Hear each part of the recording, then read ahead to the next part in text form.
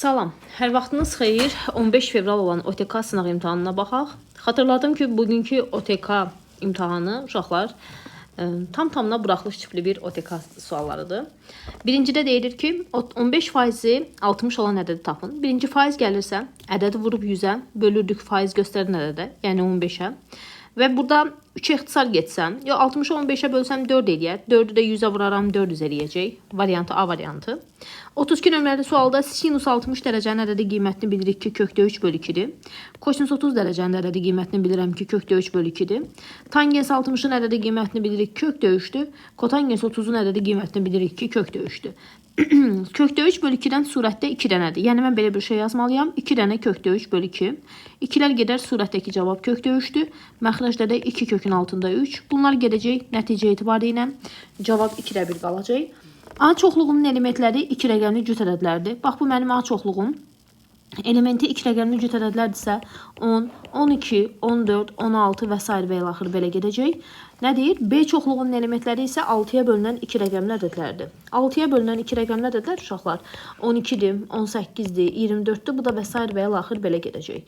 Deməli, ədədlərdə A kəsişməni istəyir. Bax, bu 2-yə bölünən 2 rəqəmli cüt ədədlərdir sözü. Bu elə 2-yə bölünməni göstərir də. Burada da 6-ya bölünmə deyir. Ədəd 2-yə və 6-ya bölünürsə, eyni zamanda elə bunların hər ikisini 6-ya bölünən götürsəm, mənim cavabım doğru olar. Deməli, mən 2 rəqəmli ədədlərin içərisindən 6-ya bölünənləri seçməliyəm. Bunu da ki, elə son dərslər biz sizə demişdik ki, 6-ya bölünən ədədlərin sayını tapmaq üçün uşaqlar n bərabər idi. Ən böyük 6-ya bölünən 2 rəqəmli ədədlərin, ən böyük 6-ya bölünən 2 rəqəmli ədəd 96-dır. 12-ni çıxıb 6-ya bölüb üzərinə 1 gəlirdik. 96-dan 12 çıxanda 84 eləyər. 84-ü 6-ya bölsəm 14 eləyər. Üzərinə də 1 gəlsəm, nəticə etibarı ilə cavabımız 15 eləyəcək. 34 nömrəli sualda elə tənböləni görən kimi böyük ehtimalda bunu görən kimi tənbölənin xassəsi yadıma gəlir. AB-miz 2x-dır, AC-miz isə 3x-dır uşaqlar. BD-ni sənə 6 verib, DC-ni soruşur. Tənbölənin xassəsinə görə 2x-in 6-ya nisbəti bərabərdir 3x-in DC-yə nisbəti gənclər. Ona görə x-lar ixtisar gedəcək. 6-nı 3-ə vuraram 18, 18-i də 2-yə bölüb 9 yazaram. Variant C variantı. Sonra gəlirəm növbəti suala. Növbəti sual hansı suala baxırdıq uşaqlar? 35 nömrəli. Kompleks ədədlərin hasilini tapmaq lazımdır. Yəni 5 minus i-ni vuracağım 3 plus i-yə. 5-i 3-ə vuraram 15. Burada yazaq z1 vurulsun z2. 15, 5-i i-yə vuraram 5i, mənfi i-ni 3-ə vuraram mənfi 3i, mənfi i-ni i-yə vuraram mənfi i-nin kvadratı. Mənfi i kvadratı uşaqlar mənfi 1-dir. Qarşıdakı mənfi ilə müsbət eləyər. Yəni 15-in üzərinə 1 gələrəm 16 eləyər. 5i-dən 3-i də çıxaram 2 eləyəcək. Cavab 16 üstə gəlinsin 2. 36 nömrəli sualda radiusu 5 olan kürənin səthinin sahəsindən danışır. Kürənin səthinin sahəsi 4pi kvadratı ilə təyin olunurdu. Yəni 4pi vurulsun. Erimiz 5-dir, 5-in kvadratı. 25-i 4-ə vuraram. Cavab eləyəcək 100pi kvadrat santimetr Y variantı. 37 nömrəli sualı yazaram 10-da 64 kimi, üzərinə gəlinsin, burada da yazaram 10-da 4 kimi. 64-dən 8 çıxar, amma kökdə 10 qalar. 4-dən 2 çıxar, amma yenə kökdə 10-umuz qalar gənclər. Məxrəcləri bərabər olan kəsirlərin toplanması üçün məxrəclərdən birini yazıb surətləri toplayırdıq. Hər tərəfi kökdə 10-a vuraram. Kökdə 10-u kökdə 10-a vursam, onlar ixtisar gedəcək, yerdə qalacaq kökdə 10. Sonra gəlirəm 38 nömrəli suala. Surətdəki ifadədə tənliyin kökləri mənfi 1 və 2-dir. Çünki hasil mənfi 2, cəmimiz isə müsbət 1-dir. Onda bunun vuruqlarına ayrılışı x üstə gəlinsin 1, x minus 2 olar. Məxrəcdə kvadratlar fərqi düsturudur. X minus 2, x üstə gəlinsin 2. Buradan x-i mötərizə xaricinə çıxartsam, x plus 2 eləyər. Bu da x minus 1, x plus 1 eləyəcək. İxtisarlarımı aparıram. X plus 2-lər gedər. X plus 1-lər də gedər. X minus 2-lər də gedər. Surətdə bir dənə x qalacaq. Məxrəcdə x minus 1 variant C variantı. Gələk növbəti hissəyə. Növbəti hissədə nə gözləyir bizim? Deyir ki, 39 nömrəli sualda 2 müstəvi 60 dərəcəli bucaq altında kəsişir. Biz 2 müstəvinin kəsişməsini uşaqlar belə qeyd eləmişdik. Demişdik ki, 60 dərəcəli bucaq altında kəsişir, o budur. Və bu müstəvilərdən birinin üzərində olan A nöqtəsi digər müstəvidən 6 sm məsafəsindədir. Uşaqlar, bax, birinin üzərindəki A nöqtəsini götürdüm mən. Digərindən 6 sm məsafədədirsə 90 dərəcəni qoydum bura. Və buranı bizə 6 sm verir. Bura 90-dırsa, bura 60-dırsa məcburiyyətdən bura 30 qalır. 60-ın qarşısındakı 6-dırsa 30-un qarşısındakı bundan kökdöyüş dəfə kiçikdir. Yəni bura 6 böl kökdöyüç eləyər. Hər tərəfi də mən kökdöyüçə vuraram. Kökdöyüçü kökdöyüçə vursam 3 eləyər, 6-nı bu 3-ə bölərəm, 2 kökün altında 3 eləyər. 30-un qarşısındakı 2 kökdöyüşdürsə, hipotenuzun bundan 2 dəfə böyük 4 kökdöyüç eləyəcək. A nöqtəsindən müstəvilərin kəsişmə xəttinə qədər olan məsafəni istəyir, yəni 4 kökdöyücü. Variant Y variantı. 40 nömrəli sualda vurub açsam 2-ni 2x-a vuraram, 4x, 2-ni 3-ə vuraram, 6 kiçik bərabərdir 3x minus 2. Yəni bərabərsizliyin də hətta sadəsini salıblar. 4x-dan 3x-i çıxaram x, 6-dan 2-ni çıxaram 4. Ödəyən natural dedilər. 4-ün altından xətt var. 4-ü də alır, 3-ü də alır, 2-ni də alır, 1-i də alır uşaqlar. Bu o deməkdir ki, 7 üzərinə gəlinsin 3. Nəticədə cavab 10 eləyəcək B variantı. Gələk növbəti suala. Burada cosinus x-ə nə demişdik? Bir dənə t. Onda olacaq t kvadratı. Üzərinə gəlinsin 2t üstə gəlinsin 1 bərabərdir 0. Bu ifadə uşaqlar t plus 1-in mötərizədə kvadratının açılışının düsturudur. Yəni tənliyin kökü birincinin kvadratı bəli ki mislib. Tənliyin kökü mənfi 1-dir. Cosinus x bərabərdir mənfi 1 tənliyinin həlli lazımdır mənə. O da pi üzərinə gəlinsin 2 pi k ilə təyin olunurdu. Variant A variantı. Gəlirəm 42 nömrəli suala. Elə gözüm o dəqiqə baxan kimi gördü ki, buradan x-i çıxartsam 2x üstə gəl y alınır bərabərdir 2-yə. 2x üstə gəl y-i bizə 1 verib, 2-ni 1-ə bölüb x-i 2 yazaram. X-in yerinə 2 qoysam 2 dəfə 2 4 üstə gəlinsin y-in 1-dir. Y də bərabərdir 1-dən 4 çıxıb mənfi 3. Səndən soruşur mənfi 3 vurulsun 2. Nəticədə cavab mənfi 6. Sonsuz azalan həndəsi silsilənin düsturu uşaqlar S bərabər idi B1 bölünsün Q. 1 minus Q. S də bunun da yerində 15 verib. Yəni B1 bölünsün, 1 çıxılsın. Q-nin yerinə 3də 1 yazaram, bərabərdə 15-ə. Buradan B1 bərabərdə 15-i vuraram. 1-dən 3də 1 çıxsam, 3də 2-yə. O da eləyəcək gənclər. Cavab 10 A variantı. Bunu yazacağım. 2 üstü x kvadratı çıxılsın 5x bərabərdə 64. 2 üstündə 6-dır. 64də 1, 2 üstündə mənfi 6-dır. Əsaslar eynidirsə, qüvvətlər də eyni olmalıdır. Yəni x kvadratı çıxılsın 5x. Bərabərdir mənfi 6 şərtini ödəməlidir. Bu da x kvadratı çıx 5x üstə gəlinsin 6 bərabərdir 0. Tənliyin kökləri viyyətə görə 2 və 3-dür. Bizdən ən böyüyünü istəyir. Cavab eləyəcək 3. Bu üç bucaqları oxşar verib bizə. Nə deyir? Perimetrini tapmaq lazımdır. Uşaqlar, oxşar veriblərsə bizə, bax bu 10, bu 2-dən neçə dəfə böyükdür? 5 dəfə. Yəni bunu 5-ə vurub almışıq da biz digərini. Onda 5-i 5-ə vurub 25 alaram. 6-nı da 5-ə vurub alaram ki 30. Biz belə çıxır ki, mənim bu yeni üç bucağımın perimetrini tapmaq istəyirəmsə, yazacağım 10 üzərinə gəlinsin, 25 üzərinə gəlinsin, aman 30. Bu da eləyəcək 40 üstə gəlinsin 30. Nəticədə cavab eləyəcək 65. Gələk növbəti suala. Növbəti sualda nə deyilir? Bu səhifənin də şəklini çəkib götürək. Növbəti səhifə. 46 nömrəli sual. Mən dünən 8 dəqiqəlik sınaq işlədəndə qruplara uşaqlar bu sualın başqa variantını sizə vermişdim. Demişdim burada 7-lər gedəcək, 15-lər gedəcək. Loqaritmin xassəsinə görə loqaritm 2-dən 8 qalır. O da eləyəcək 3. Biz bunu dünən işləmişdik. Sonra 47 nömrəli sualda nə deyilir? Deyir BD parçası ABC üçbucağının, bu isə bunun medianıdır. Sənə nə deyir? MBC üçbucağını tapmaq lazımdır. Mən də nə edərəm uşaqlar? Yazaram ki, bax median sahələri bərabər olan üçbucağı 2 dənə üçbucağa bölür. Elə deyilmi?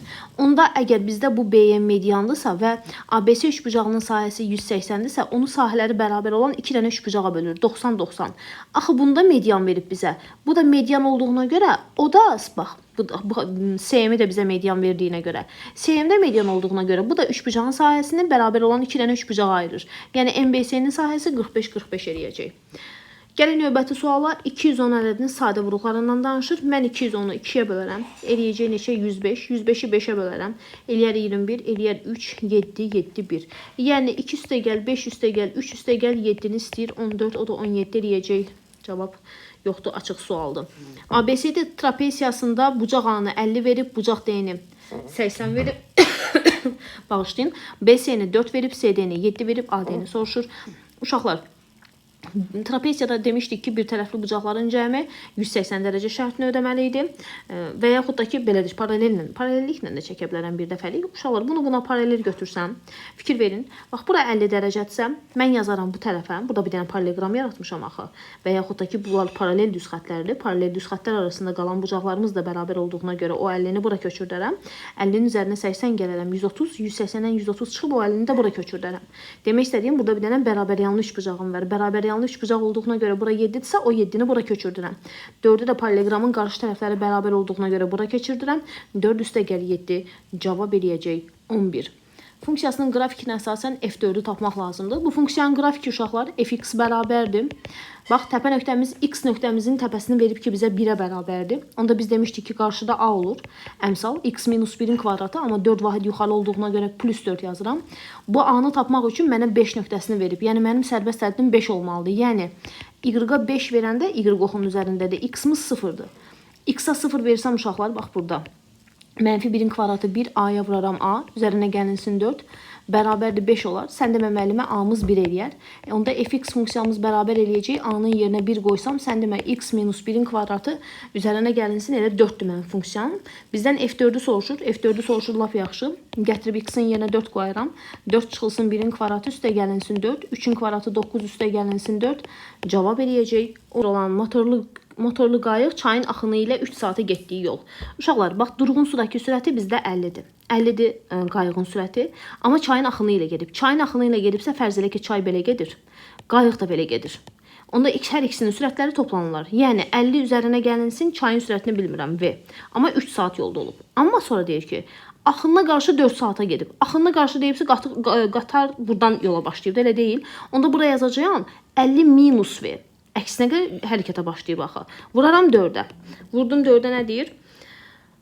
Getdiyi yoldan 8 kilometr azdır. Yəni, onda belə çıxır ki, bu digərindən 8 kilometr azsa, bundan 8-i çıxsam bərabər olacaq buna.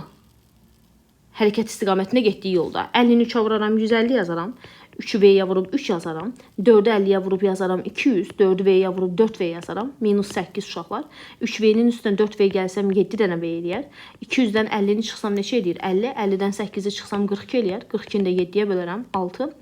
Çayın axma sürətini soruşur. Cavab eləyəcək 6. Gəlirəm 52 nömrəli suala. Qutuda 4 dənə sarı, 3 dənə qara bu var. Təsadüfən seçilmiş 2 qələmin eyni rəngli olması hadisəsinin ehtimalı. Deməli, 2 dənə qələm seçirəm. 4, 3, 5. 7 üstə gəl 5, 12 dənəsindən ikisini seçdim. İkisi də eyni rəngdə olsun. Müəllimə, mən bir dəfə sarıdan götürərəm və ya bir dəfə qaradan götürərəm və ya bir dəfə də yaşıldan götürərəm uşaqlar. İndi bunu hesablamaq lazımdır uşaqlar. Kombinzon 12-dən 2-ni hesablayaq. Kombinzon 12-dən 2, 12 faktorial bölünsün. 12-dən 2 çıxaram. 10 faktorial, bir də 2 faktorial.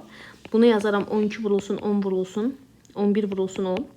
10 faktoriallar gedər. 12-ni 2-yə bölərəm 6. 6-nı 11-ə vurub 66 yazaram. Sonra kombinzon 4-dən 2-ni hesablasam 4 faktorial. 4-dən 2 çıxıb 2 faktorial, bir dənə də 2 faktorial. Burada 4 vurulsun 3 bölünsün 2, yəni 6 olar birincisi. Üstə gəl kombinzon 3-dən 2 daha asandır. 3 faktorial bölünsün 3-dən 2 çıxıb 1 faktorial vurulsun 2 faktorial. 1 faktorial lövhə yazmadı. Vurulsun 2 faktorial, yəni bu 3 eləyər. Üzərinə gəlinsin. Kombinzon 5-dən 2-ni də buradan hesablayayım. 5 faktorial uşaqlar. Bölünsün 5-dən 2 çıxaram 3 faktorial, bir dənə də 2 faktorial. 5-i yazaram 5 vurulsun 4 vurulsun 2. 2 deyirəm. 5 vurulsun 4 vurulsun 3 faktorial. 3 faktoriallar gedər. 4-ü 2-yə bölərəm 2. 5-i də 2-yə vuraram 10 eləyər. Yəni 66-da 19 eləyəcək. Əgər mən hesablama səhvi eləməmişəmsə uşaqlar. Ümid edirəm, inşallah eləməmişəm. Ardı var, hə, ardı da var imiş. Nə deyir? Deyir, çevrənin A nöqtəsindən uzunluqları 16 və 12 olan 2 dənə qarşılıqlı perpendikulyar, hə. Bax, uşaqlar, çevrə daxilində 90 dərəcə göstərilibsə, deməli bu diametrə söykənib. Və bura 16-dır, burada 12-dir. Bu özü elə buraxılış sualıdır. Onda biz də Pifagordan bilirik ki, 16-nın kvadratının üzərinə 12-nin kvadratını gəlsəm, bax, bu ara yazaq. 16-nın kvadratı üstə gəl 12-nin kvadratı. Bərabərdir 20 eləyəcək. Radiusum 20-dirsə, daha doğrusu diametrim 20-dirsə, radiusum belə çıxır ki, ona bərabər olacaq. Çevrənin uzunluğundan danışır. 2pi yerlə yazırdıq. 2pi vurulsun, erimiz 10 eləyər. Bu da eləyəcək 20 pi. Gəlirəm 54 nömrəli suala. Oturacağının diaqonalı 4 kökdə 3 olan, yan tili olan düzgün 4 bucaqlı. Yan tili AS-ni sənə verib ki, 4-dür. Piramidanın həcmindən danışır. Piramidanın həcmi 1/3 S oturacaq vurulsun H.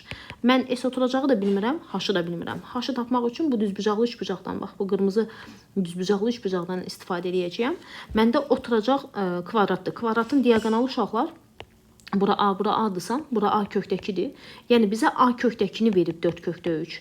Hər tərəfi də kökdə 2-yə bölərəm. 4 kökdə 3-ü bölərəm kökdə 2-yə. Hər tərəfi kökdə 2-yə vursam 2, 4-ü 2-yə bölsəm 2 kökün altında 6 eləyəcək. Mən 2 kökdə 6 tərəfi tapmışam. Yəni bax bura 2 kökün altında 6-dır. Onda 3/1 S oturacağımız 2 kökdə 6-nın kvadratı. Çünki kvadratdır, tərəfin kvadratı olacaq. A kvadratı vurulsun H-ı tapmalıyam. Mənim diaqonalım AC-mizi 4 kökdə 3 veribsə, bu hissəsi 2 kökdə 3 eləyəcək.